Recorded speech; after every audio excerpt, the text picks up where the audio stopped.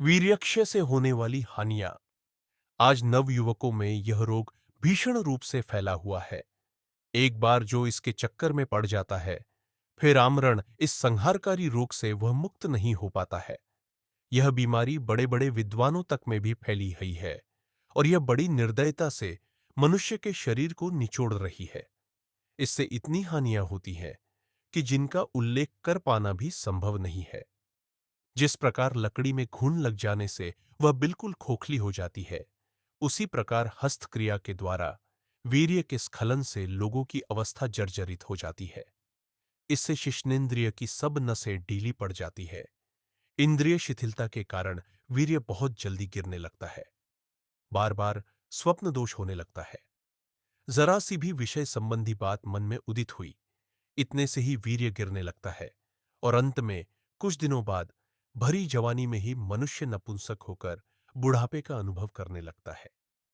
निरंतर धातु क्षय होने से धातु में क्षीणता आ जाती है और दृष्टि की कमी, क्षुधा, तृषा, मंदाग्नि, स्वप्न दोष, उन्माद, बुद्धिभ्रंश, क्षय, मधुमेह आदि रोग उत्पन्न होते हैं।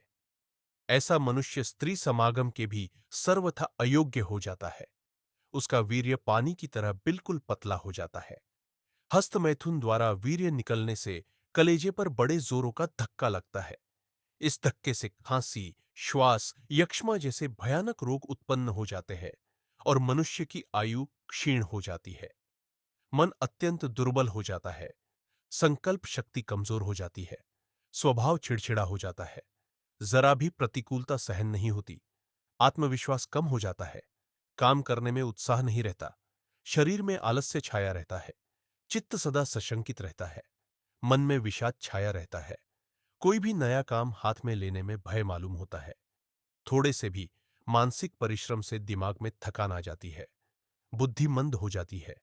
अधिक सोचने की शक्ति नहीं रहती। असमय में ही वृद्धावस्था आ घेरती है और स्वल्पायु में मनुष्य काल के गाल में चला जाता है। चित्त स्थिर नहीं हो पाता।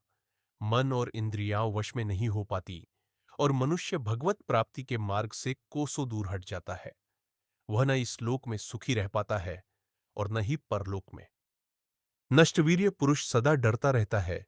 अपने से बड़े लोगों के सामने आंख उठाकर भी नहीं देख सकता है। वह सदा किसी महान अपराधी की भांति शर्मिंदा होकर नीचे देखता है अथवा मुख छिपाता फिरता है।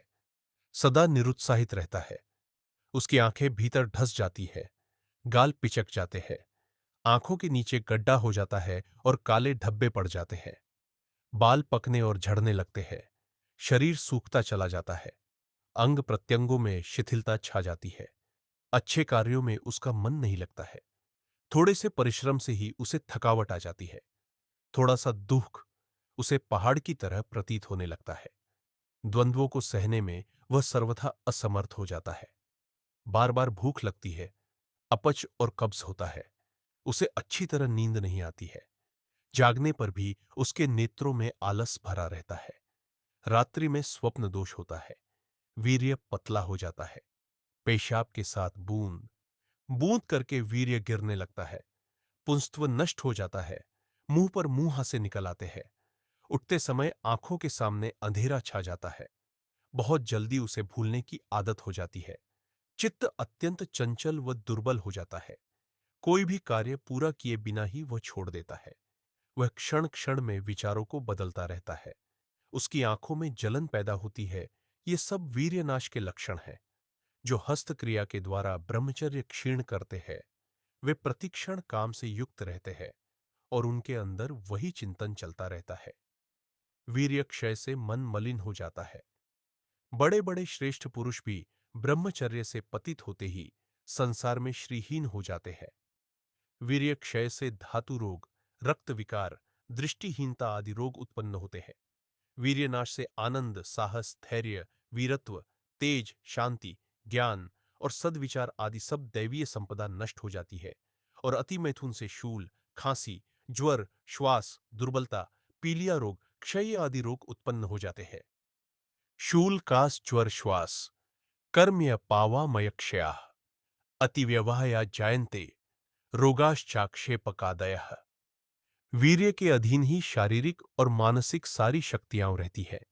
इसी के प्रभाव से ब्रह्मचारियों का शरीर बल वीर्य से पूर्ण, सुंदर, हृष्ट-पुष्ट तथा पवित्र देखा जाता है। व्यभिचारी पुरुष क्षणिक सुख के लिए अपने वीर्य का नाश कर डालते हैं, अतः उनका शरीर निस्तेज, निर्बल तथा कुरूप हो जाता है। वीर्यनाश से ही मनुष्य की मृत्यु भी शीघ्र हो जाती है। इसलिए इस अमूल्य रत्न को केवल गर्भाधान के अभिप्राय से ही शरीर से बाहर निकालना चाहिए, अन्यथा इसकी आवश्यकता न हो तो कभी भी शरीर से पृथक नहीं करना चाहिए।